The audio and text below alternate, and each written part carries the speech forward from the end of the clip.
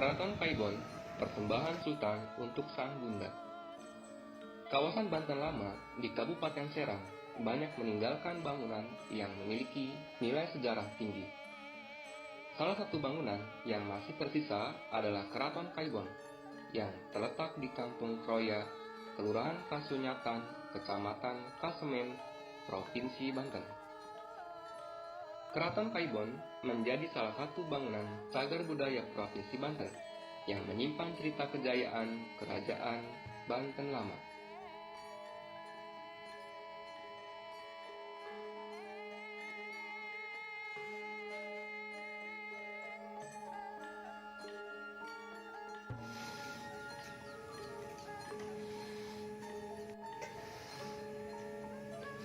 Usahakan sebelum memasuki area ini untuk mencuci tangan terlebih dahulu. Sekarang saya akan memasuki ke daerah bawah.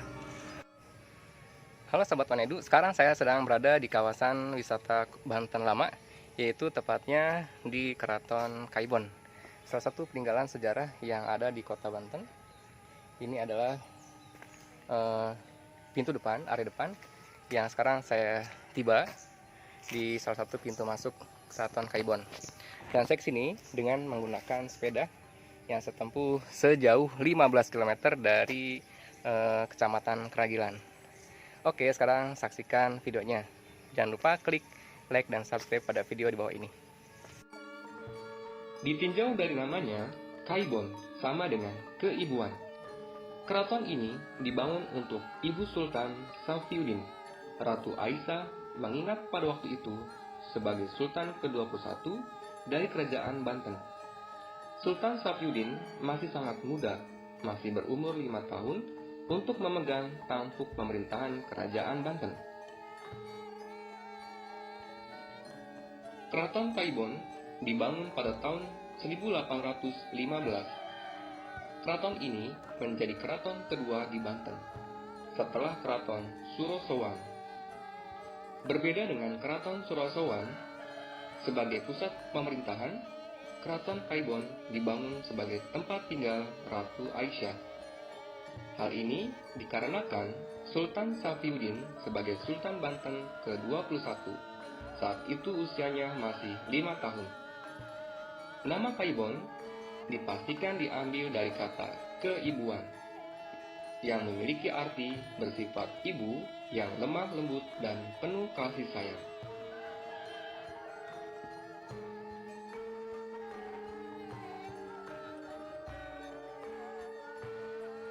Keraton Kaibon dibangun menghadap barat dengan kanal di bagian depannya.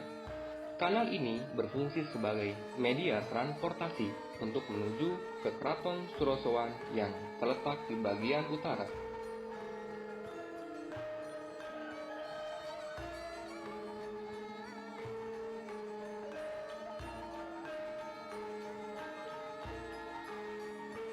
Di bagian depan keraton dibatasi dengan gerbang yang memiliki 5 pintu. Arti angka 5 ini mengikuti jumlah salat dalam satu hari yang dilakukan oleh umat muslim.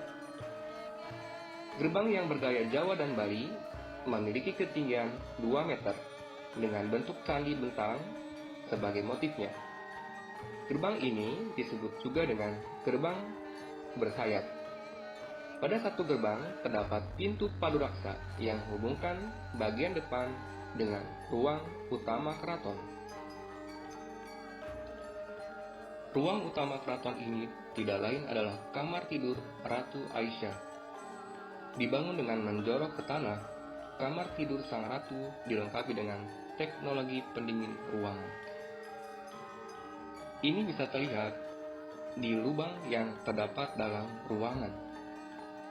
Lubang tersebut dahulu dapat diisi air untuk memberikan efek sejuk pada isi dalam ruangan.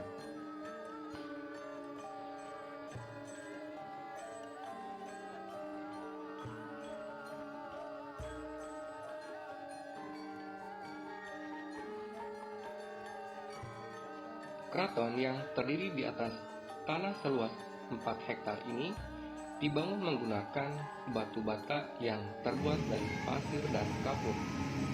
Walaupun telah hancur, beberapa reruntuhan di keraton ini masih terlihat fondasi dan pilar-pilar yang utuh.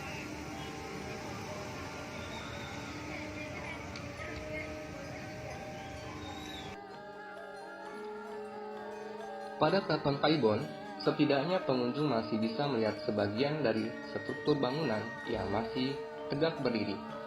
Sebuah pintu berukuran besar yang dikenal dengan nama Pintu Paduraksa. Dengan bagian atasnya tersambung, tampak masih bisa dilihat secara utuh. Deretan candi Bentar khas Banten merupakan gerbang bersayap.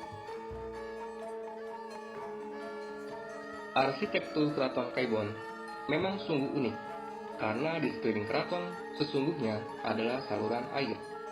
Artinya bahwa keraton ini benar-benar dibangun seolah-olah di atas air.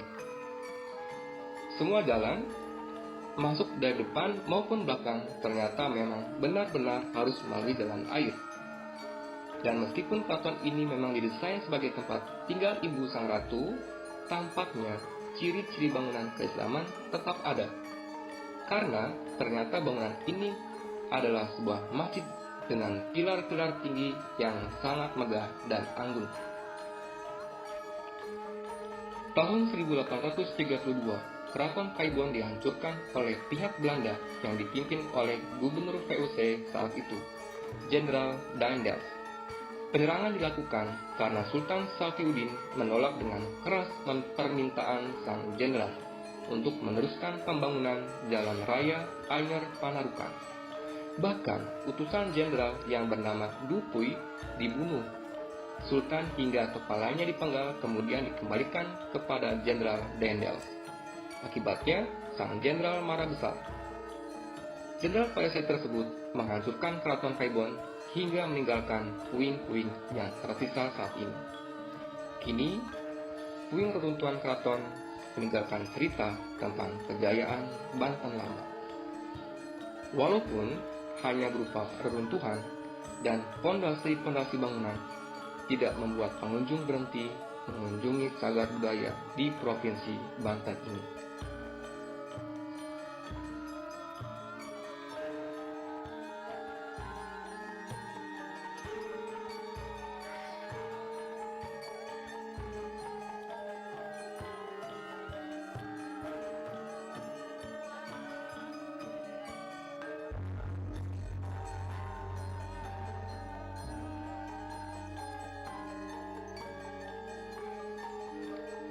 Mari berkunjung ke Keraton Kaibon untuk melestarikan cagar budaya yang masih tersisa di Provinsi Banten.